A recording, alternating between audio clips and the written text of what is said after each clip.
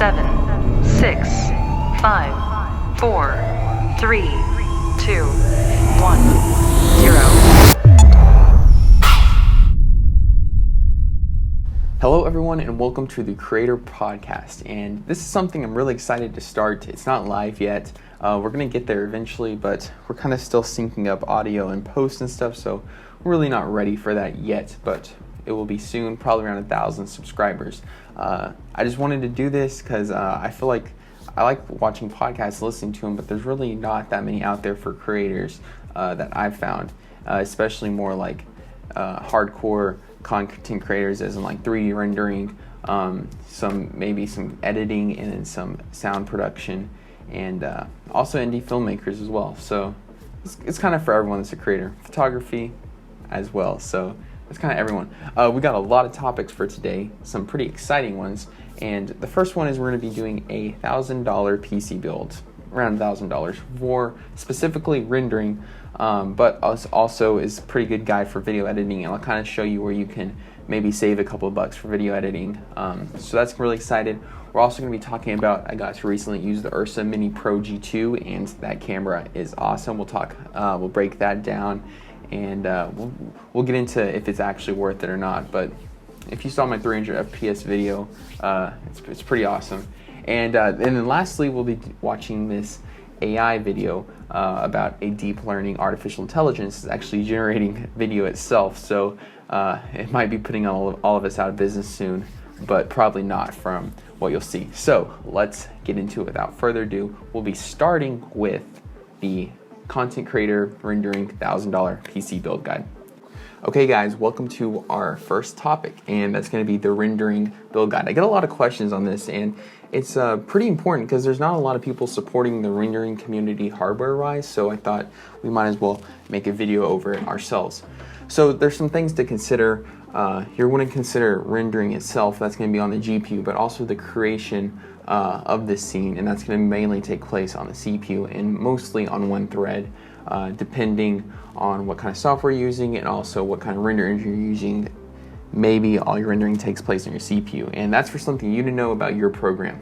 But we're going to be building this for just all around general purpose CPU and GPU rendering, and we're going to try to keep it around $1,000. And we're going to break it at one point, and I'll show you some different options.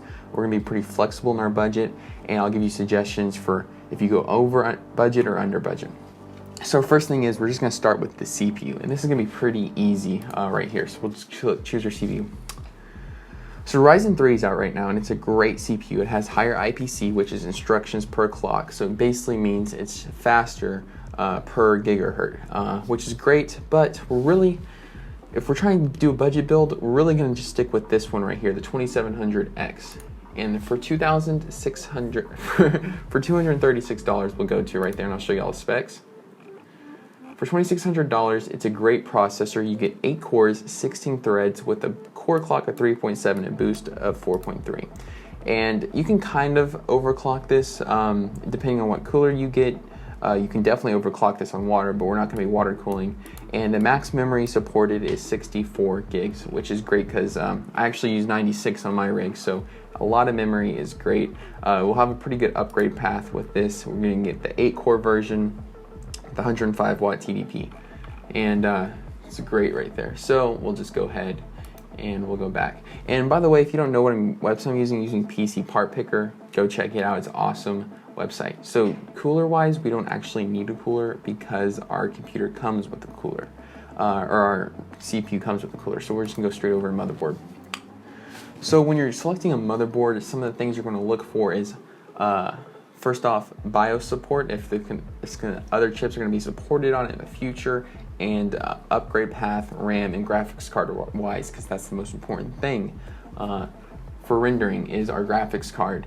And then having a higher amount of RAM is going to let you generate more fog voxels, so that's going to be really important as well. So you can see the prices right here, and honestly, I've done some builds for people. This is a really solid motherboard right here, and the only problem that I have is this 2 GPU slots. So we can kind of search around, but if you're just looking for 1 GPU at the beginning, that's a great board. And this one includes Wi-Fi, but we only have one GPU slot, so you can see the problems here. So we can go down, and we're going to do ATX, and hopefully this is the one. So we got 3 GPU slots right here, and 4 slots of RAM, and this is really important because this is going to give us a nice upgrade path. You can go with the cheaper ones, but it's going to really hurt you down the line when you try to upgrade. So I'm going to say you're going to want to stick with this right here. And let's go back. And it's for $120. It's a great it's a great option, and we'll just add it to our cart right there.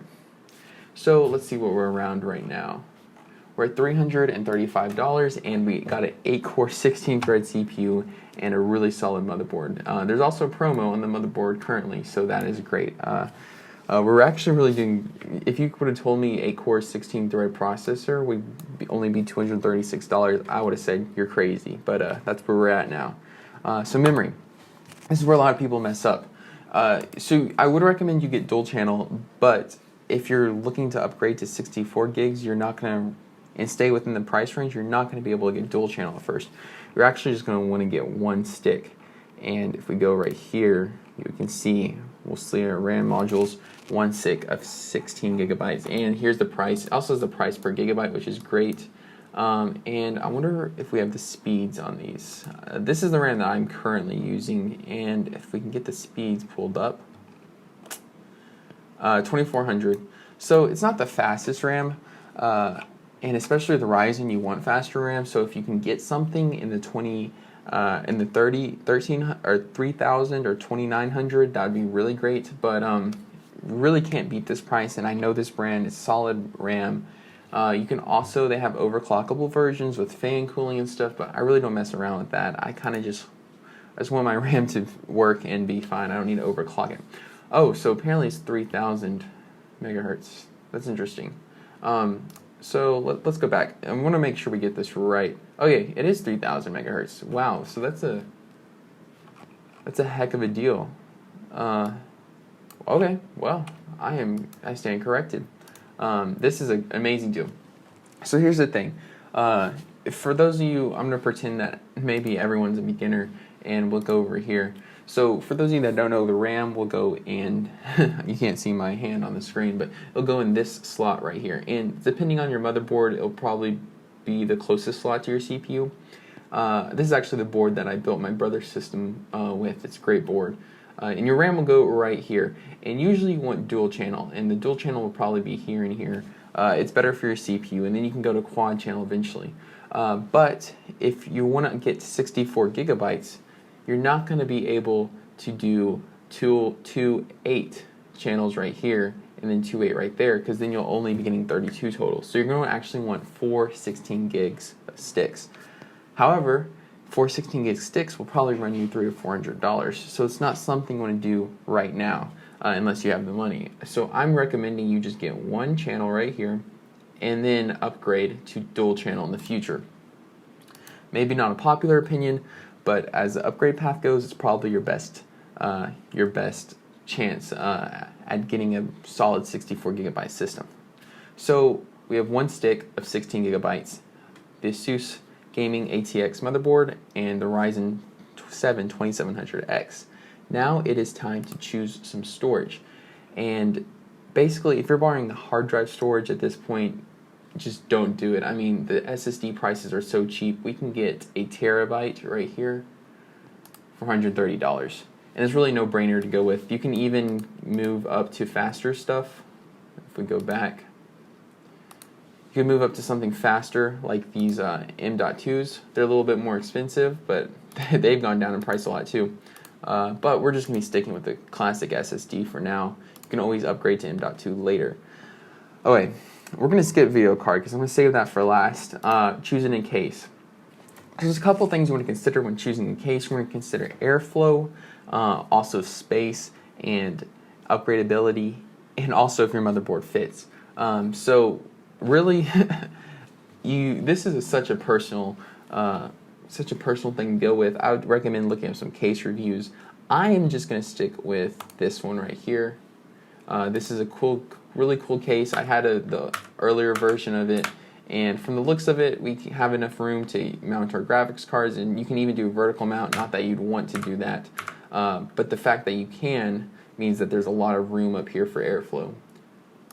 And again, do your case research. I'm just going to add this one in. It's going to run us around $70, and if you're spending more on a case, it's really just for looks. My case ran me $180, and it's really fancy and nice, but it wasn't necessary. You can get a really solid case for $70 or $100. And this is a mid-tower case, and we have a ATX motherboard, so they're going to fit together. Also, the PC part picker should tell you if something's wrong in here. Okay, so power supply. We are right now at $629. So usually on these budget builds, people are like, hey, just go ahead and get whatever your system wattage is, get like 50 watts over. Right now our estimated wattage is 199, which is really low. Now, in the future, if we add GPUs and maybe some more hard drives and some more SSDs, we'll start eating into that wattage a lot more. So I'm going to say stick with around 800 to 850 watts. And this Corsair one right here is $137. And this will really be good in the future. Trust me, you're gonna regret not getting a high wattage power supply. I've actually upgraded my power supply twice. I had a 750 watt. I upgraded to 850, and I upgraded the 850 to 1600 watt. And I was like, I'm tired of upgrading the power supply. I'm going to get the highest capacity possible. You don't need to get 1600 watt. I'm probably only running my system right now at 1000 watts with 2 GPUs and a Threadripper. But when I upgrade my GPUs in the future and add more GPUs to the system, I will want those extra watts. And I didn't want to keep on buying more power supplies. Also, power supplies are a great thing to invest your money in because they're really not going to change their technology that much. So just stick with what you have. Get a good one and just stick with it because the technology is not going to change that much. Optical drive, we don't need to have one. Operating system, obviously you're going to want Windows 10.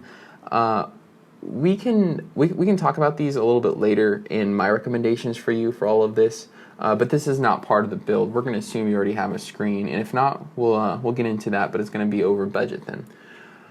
So now, we are at $767.19, and now it's time to choose a video card. So, I'm probably not the best one to ask on this because I have a 2080 Ti, and it's a great video card, but guys, I know it's overpriced. NVIDIA is making so much money on their cards right now. It's kind of ridiculous. I'm glad AMD is entering in and kind of shaking things up. So here's some things we're going to do. I really wouldn't consider the 2070 at all because that's actually a 2060 chip that's just not as broken in the manufacturing process, if that makes sense. If you don't understand, when they manufacture these chips, they're really hard to manufacture and they're really small, so sometimes they break. So let's say they're trying to make a 2080 chip and they break it a lot, they'll turn it into 2070. The same thing with these 2060 chips. If they have a really good 2060 chip that's not broken, they're actually going to upgrade it to this 2070 chip. And NVIDIA is just making so much money off of this, it's ridiculous. So we're going to stick with a 2070 because 2070 Super, sorry, not Ti, because I believe it has NVLink, and we'll get into why that's important.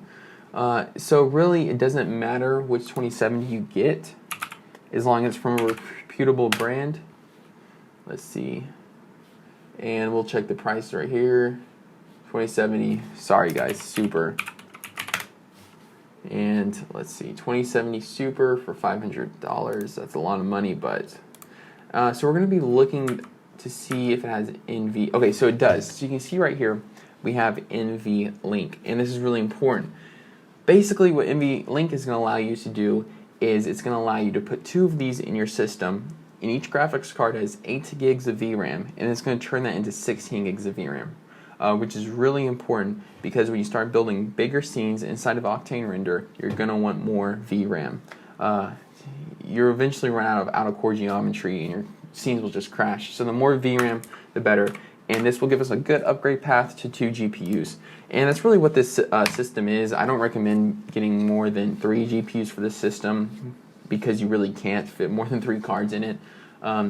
But for the price, we're really setting up a good system, and we're setting up a good upgrade path of 3 2070 Ti's or 2 2070 Ti's. And if you buy another GPU, make sure it has at least 16 gigs of VRAM, because you'll be able to NVLink these two to get 16 gigs of VRAM. So you're not going to want a lower card with VRAM, because then they'll just all match up to the lowest denominator. So for example, I have a 2080 Super, or 2080 Ti, sorry guys, 2080 Ti and a 1080. And the 1080 has 8 gigs of VRAM, the 2080 Ti has 12 gigs of VRAM. Well, my 1080 has 8 gigs of VRAM, so my 2080 Ti actually only has 8 right now, because they're running together. So make sure, do not get a card with too low VRAM, and if it does, make sure it's NVLink so you can bump them together and double this memory right here. This is another thing that's kind of a personal opinion. EVGA, I know this is one of their cheaper versions of the build, but they're a solid company and they have some solid cards. Do a little bit of personal research on your rig. I'm just kind of giving y'all suggestions. So this is putting us at 1,300 smackaroos, which is a lot of money. So ways you can kind of decrease the price of this. Honestly, the 2070 Super, I really wouldn't compromise on that, and it's really what's adding all of our money. I would bite the bullet on this, but if you have to, I would look for a 2060 Super or 2070, just regular 2070. You're not going to be able to NVLink these or anything, but it's really, for Octane Render, we have to have CUDA cores, so we have to have an NVIDIA GPU. However, if you're not using Octane Render and you don't need CUDA cores, you can go with AMD's video cards, and they have some good options right now. Let's see right here. So the 5100, I've actually never seen this card. That's so funny. Wow. Okay, so don't go with that one. I think that's a special edition for something. I think they have the 5700 XT, I believe. That's a pretty good one to go with. There's a lot of great videos on YouTube about video cards. I don't need to talk about them really. Just know if you're using Octane, you're gonna have to have a NVIDIA card. It's just part of it. And if you're using Premiere Pro, it still has CUDA acceleration, and I believe it's still higher than OpenCL, or still faster than OpenCL, so it's still a good thing to go with. Okay, so we're still at $1,300, and then you got a $20 mail-in rebate discount, so you can always take that. You could drop down to 6-core processor, which will hurt you a little bit in the future. You could drop down your motherboard as well. Really, I wouldn't drop under this RAM, because that's just going to kill our upgrade paths for RAM in the future.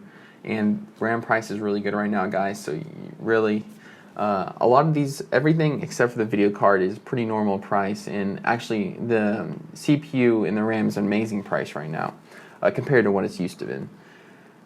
I suppose if you had to save money, you could get, let's see, what is our total wattage at for our system? If we click on our power supply, let's click add another. Let's just remove this one. And we'll choose another power supply. So our estimated watts is 414. It's going to jump up when we add another video card, so I really would stick with 850. But if you're not planning on upgrading at all, you could drop your power supply down, or you could also drop your video card down to 2070. But I really, really don't recommend y'all do that. This is a sweet spot. You're trading, here we'll add that power supply again. And this is probably, it was at 850. Here we go. At this point, you're not spending an excessive amount of money, but you're also not spending so little that you'll cost you in the future for our upgrade pass. And you're not spending too much where everything is ridiculously overpriced and you're just paying for that top little percentage. You're in the nice center of the bell curve of price to performance. You're at a really reasonable price, and $1,300 is a lot of money. I understand it's not what everyone has right now, but this is what I'm gonna stick my recommendations with. I stand by this.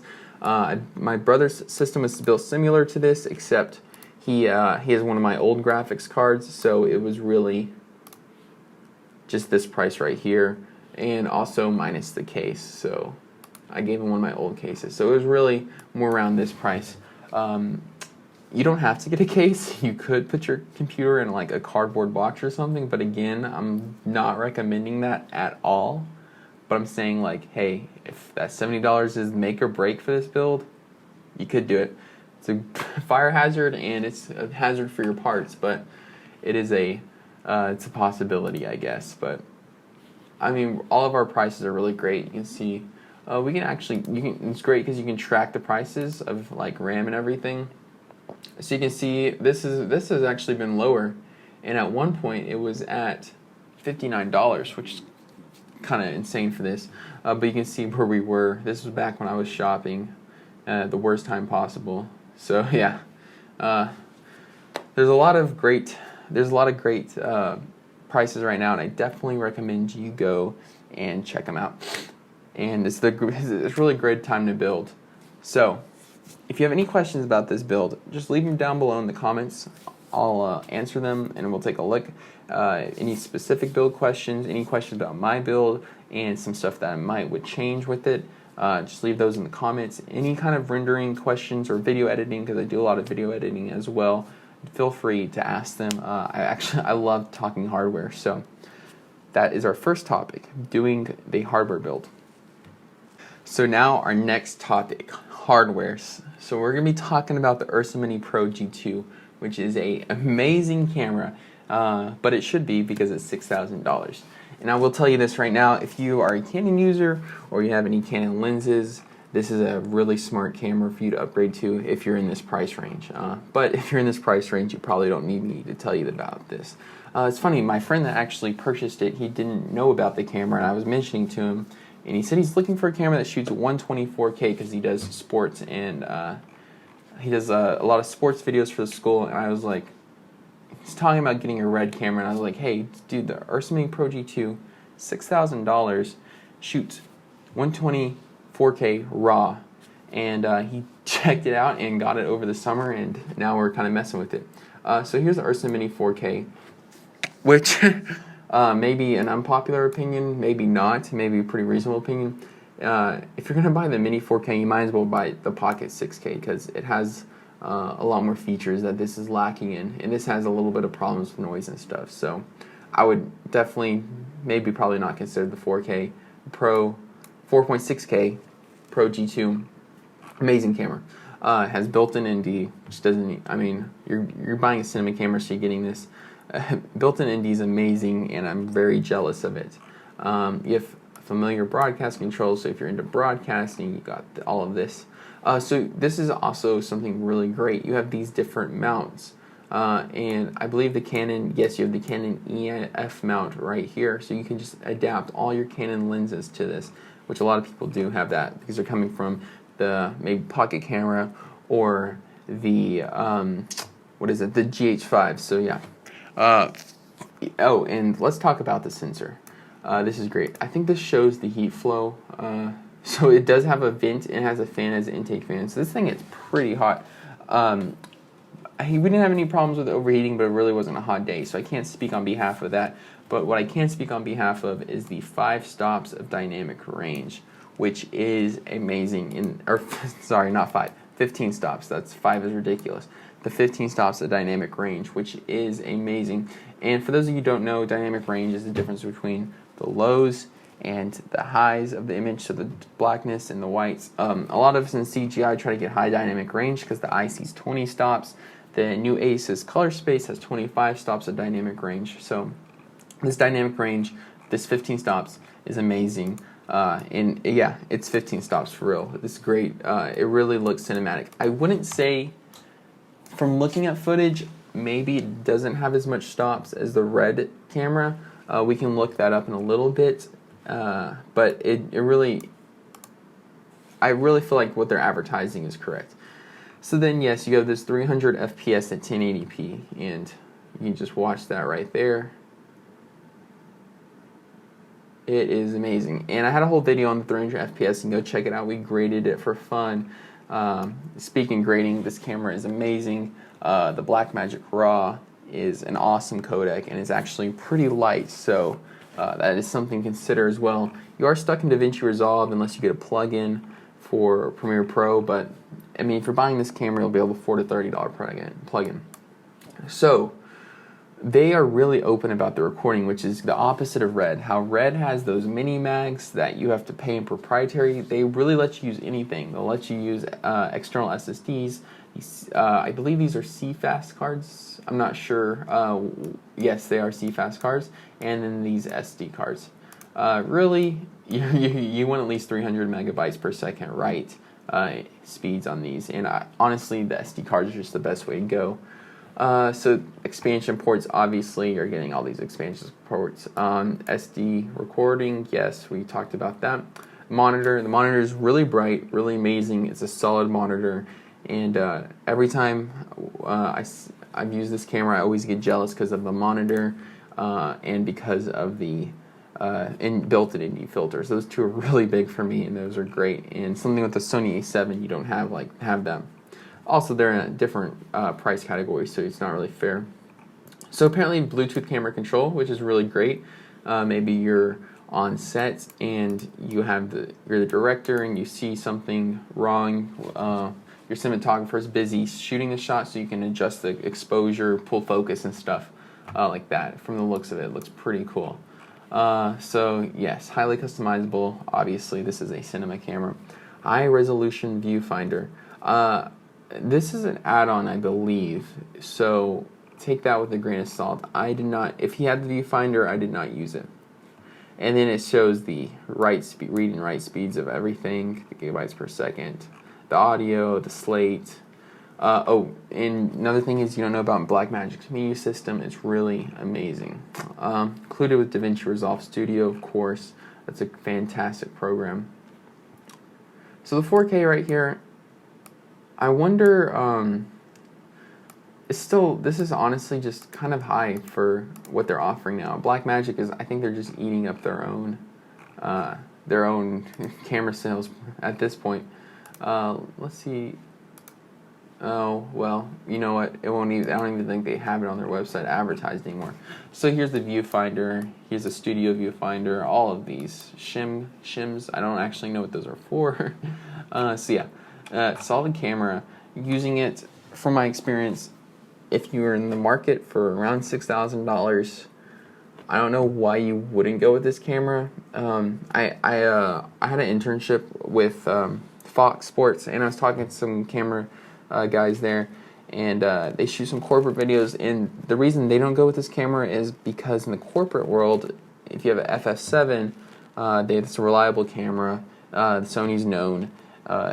It's super high quality, and Blackmagic kind of has a history of not being so good in the past. We can kind of talk about that. I mean, it's a thing, so it happened. They made some bad cameras, and they overpromised, and that kind of is coming back to bite them right now, but now they're making solid products, so they're kind of turning their brand image around. So just know, unless you're in the corporate world, or your clients want the FF7 or the C200 or something, this shoots 12-bit, those shoot 10-bit, this shoots RAW. I'm sure those shoot RAW. If those don't shoot RAW, that's really bad. It doesn't have continuous autofocus. It just has autofocus with the button. And the two lenses that I use, the wide angle autofocused just perfectly fine. But the longer lens, I think it was the 7200 version 2 of the Canon lenses, did not autofocus well at all. I turned it off, and I like autofocus, so that will tell you. Guys, for real, if you haven't used a cinema camera with the built-in ND filter, don't, because then you're going to want to buy one. Okay, so this is kind of talking about the Blackmagic. We can look up the Red cameras and just kind of compare them, because I really don't know what Red is kind of up to right now. Let's see. I honestly, I haven't visited their website in so long. I would always look at these cameras. Really, guys, if you really want a Red camera, look up some of the videos on them, because there's some stuff to say. What is this here? We have well, yes, that makes sense. So the Dragon, I believe the Dragon is there not a Raven anymore? I guess not. This looks like this is almost medium format. I don't really know what size this picks. Maybe it's full frame. Choose your sensor. Okay, let's shop sensors. Gemini. So this will do 120 FPS at 5K. This will do 8K. I mean, realistically, I can't afford any of these, but we'll just go with the lower spec one and see how cheap we can make it. Oh wait, so choose the brain. I don't know why you'd want an 8K brain if you have a 4K sensor. Tech specs. Oh wait, so here we go. The first red has 16 stops of dynamic range, which, you know, that's more than the 15 stops. 16.5 stops of dynamic range. That's more than the 15 stops. The Monstro or Monstrosity, as the price, finance it for a low is $380 a month. Oh my gosh, guys! By the time you're done paying that off, like 16K will be a standard. You get the red Kodak. Oh, you don't get RAW. Do you get RAW? I see 8:1 compression, 2:1 compression, 2:1 compression, 4K at 24 frames a second. I don't see RAW though. I'm sure. Oh, right here. Red code settings. Interesting. There's no full RAW from the looks of it, and I could totally be wrong. I know they have a full RAW.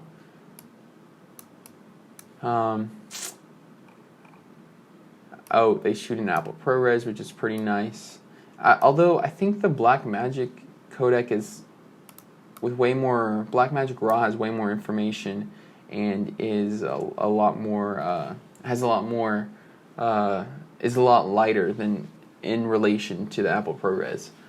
Okay, so you can shoot 12-bit up to 120 FPS. That's nice because Blackmagic shoots 12-bit. So you don't actually. I've heard that they can shoot 16-bit. You do not get to shoot 16-bit on these. This is 12-bit, and 16-bit is kind of ridiculous. I think that's way too much.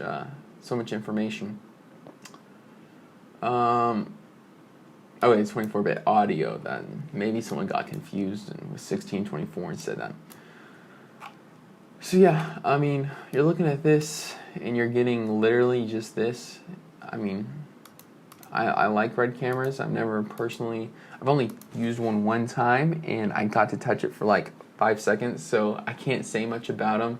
But what I can say is, you don't need this to be a filmmaker on YouTube. I mean, come on, guys. If you think you need this, you're not thinking about the right things. But they are amazing cameras. I know Corridor Crew stands behind them, so you know, it just depends on your person, I guess you're talking to. Tech specs. Yeah, here we go. We got all the great things. Oh, wait. Oh, okay, so it's compatible with Adobe Premiere Pro, DaVinci Resolve, Final Cut Pro, Vegas Pro. Yeah, so it's compatible with all of them, the red codec, which should be. So we kind of talked about the Ursa Mini. We can talk about the 6K for a couple of minutes. It shouldn't hurt anyone. And let's see, professional cameras. I'm guessing it's going to be under professional. What is this? 16 sensor with 13 stops dynamic range, raw recording in ProRes. That's interesting. I haven't heard of the micro. Are they even still selling the 4K? I guess not. Wow, that was fast. I think that camera's out for like 6 months. Introducing the next generation of handheld digital film cameras. Not lying either. This is an amazing camera. So you can see right here the size of it is so similar. The Pocket 4K camera, Blackmagic Cinema 4K camera. Here we go. Super 35. That's amazing. We have that now. The Hollywood look. What's the Hollywood look? I don't know what it is, but if it's anything like the Ursa, it's giving you the Hollywood look for sure. So this kind of just shows the different crop factors. So it's very confused. Oh, this is displaying the blurriness of the background, which everyone wants to see. So depth of field, sensor size. The sensor size really isn't that much bigger. Honestly, it's not crazy. Then probably the next generation will get the full. I believe they're able to call it Super 35, but it's not really Super 35. Look it up, make sure. Okay, common DSLR shot. Boom. Ultra wide dynamic range 13 stops, ungraded. And yeah, that seems, I mean, everything seems legit here. Maybe there's a little bit of clipping somewhere going on, maybe right there, but that's negligible compared to this image. You can really see it on the table right here as well. Then we'll zoom down. Oh wait, so this is really cool. If you don't know who Josh Yeo is, he is a video creator on YouTube, and you probably do know who he is. He did this awesome low light video, and I believe this is from him. Dual gain ISO, which this footage is actually really noisy. I'm not gonna lie. Oh, let's see if we can watch it. Oh, it is Josh Yeo. I don't want to play any audio. This is Josh Yeo's video. Go check it out. I'm not gonna steal it from him. So, you got the dual gain ISO, the ISO 3200. You can see the stops right there. Oh, and here we go with the 24K. You can do 50 FPS in 6K. That's really impressive. My camera doesn't even do 50 FPS in 4K. So, this just shows you how much the technologies are changing. Different looks, I think, right there. Yeah, 4K, UHD, HD, 6K. And then you can do the different aspect ratios. It's really cool. They did a good job with this website. Post-production, friendly file formats. Yeah, we're getting there. Really, Blackmagic RAW is not supported yet, but it will be. So the quality of RAW and the speed of your video. Yes, this is true. So, color temperature. Yeah, I mean, this is dead on, guys. You can literally do this with your footage, which is amazing. Contrast. You can get such good looks out of it. ISO. It actually makes color grading harder, and ISO is just a thing in post now. So you don't even have to worry about what ISO you're setting at, which is kind of ridiculous. I mean, you got to get a good exposure, but not crazy good. Tint.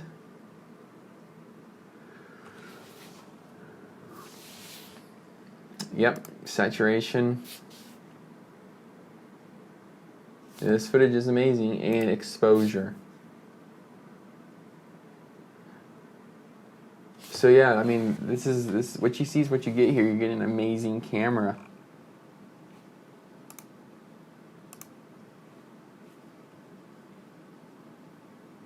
And you can control it while you're filming. Generation 4 color science. I don't know too much about Blackmagic's color science, but I do know you get the 12-bit gamma curve. Yeah, that's great. Professional connections for custom rigs. You get all your connections as well, which is something a lot of people don't consider, but it's kind of what makes a cinema camera. And then load custom LUTs, and you can just see this grade with different LUTs. I love color grading. Being a colorist would actually be would be one of my potential dream jobs. You have the Blackmagic 6:1 or 12:1 compression for 12:1 4K, and it kind of just shows you. Now let's talk about this a little bit. This is something a lot of people don't consider, but with 12:1 compression, after 120 minutes of 60 FPS, you're going to be at 1 terabyte, which no one's going to do that. But still, that's a lot. That'll start adding up. 24 at 24 FPS after 65 minutes, you'll be 250 gigabytes. That's a lot of footage, guys. So make sure you have the storage necessary to store this stuff, because a lot of people, I feel like, aren't actually understanding, hey, I'm going to need at least, I'd start off with 12 terabytes at least, just for this camera, and you'll eat that up really fast. You're going to want to upgrade path to 48 terabytes at least. No one's talking about it. I'll be the first to talk about it. You're going to want to upgrade path of at least 48 terabytes. This battery is just horrible. you're gonna need some kind of external battery. I think that they have Sony batteries for this, and if so, that's great for us because I have a Sony camera, so that's something we'll be able to use. And the Pocket 4K. This is still a really solid camera, guys. The Pocket 4K, you're getting the same dynamic range, a little bit smaller sensor. You're not getting the 6K, but you're still getting the raw 4K, so I wouldn't discount that. Now, the only problem I have with the Pocket 4K is you have no lens upgrade path. That's why I told my friend just to go ahead and save up for this, because then you have a great upgrade path for lenses. You won't have to get speed boosters or anything, which just sometimes break out of nowhere. So, let's talk about our next topic, AI, and how it's going to take all of our jobs. Not really, just a joke, but this is some pretty cool stuff coming out. I think we're going to eventually be a future where artificial intelligence does everything, and we're just living in the world experiencing it. But we'll get into that after we watch the video. Okay, guys, this next topic is from 2 Minute Papers. It's their video. Go check this video out if you want to. DeepMind New Dreams Up video on many topics. So this is basically just talking about DeepMind's new video creation software. I guess you could call it that. This is 2 Minute Papers. Okay. Let's mute it. So basically what he's going over in this video is how AI is able to create video from still images, which is really amazing. I'm not going to go too into detail to this because I don't want to steal his content, but I just wanted to share this with y'all. So these are figures generated from samples, and then it's taking those things and you generate a video. You can do some crazy morphing and stuff, interpolation between videos, but all of these videos were generated with AI.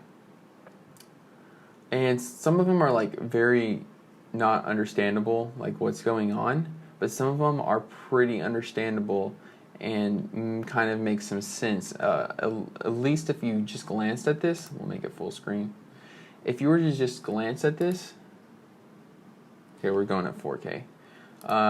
You would think this is real, and it's learning how writing works, how walking works, how shifts and perspective work as well. This is pretty crazy, and I think eventually, here, we'll have this playing right there. I think eventually we'll see, and you can kind of see like some of these are really weird and kind of almost gross, but they're like fever dreamish. It'd be very interesting form of art, I think, to generate movies and music videos from this, because some of them I just don't understand, but I kind of like it. I think we're going to eventually go to a future where AI is literally just doing everything. It's making our movies, it's creating our art, it's running our society, it's running our government, and we're just going to be integrated with it or just slowly just stop. It's kind of sad thing about this one's really creepy, this baby right here. But yeah, I mean, it's going to happen eventually, but we're not quite there yet. We still have our jobs. The most dangerous part is really going to be, I believe, us transferring over to our jobs, or transferring our jobs from AI, or from people to AI. Because at first people aren't going to understand. Like, you can look at Walmart, Costco, Sam's Club. They're all laying off people and replacing them with machines, and that's kind of scary, and that's really sad, especially because that's the lower half of the workforce that doesn't have as much money.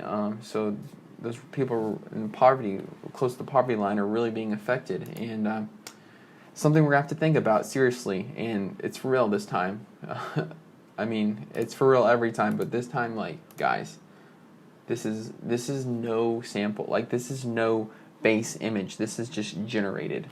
And yeah, they're all quirky if you look at them enough. But, well, imagine what they'll be like in a year, especially with the more computing power we get.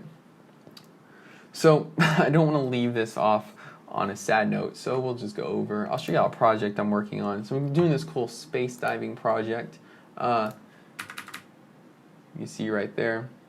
So something interesting I did here was I was having trouble with gravity and stuff, so I just keyframed the falling position, and I actually just I'm shooting it 800 frames per second. So this is really just like a 10-second clip, and I'm rendering out 800 frames per second to get this like normal speed, which is kind of weird. I just like sped up the animations, actually slowed down the animation so that it would look like it's playing back at a slower speed. So it looks like it's in slow motion, but it's actually playing back in 24 frames a second, but it's rendered out at 800 frames a second. I do not recommend this workflow, but I just couldn't get it to look right, the normal speed, so I just messed around with output frame rates and playback speeds, and got this in it. And I tested out the first, I think I tested out the first 500 frames, and it looked really nice.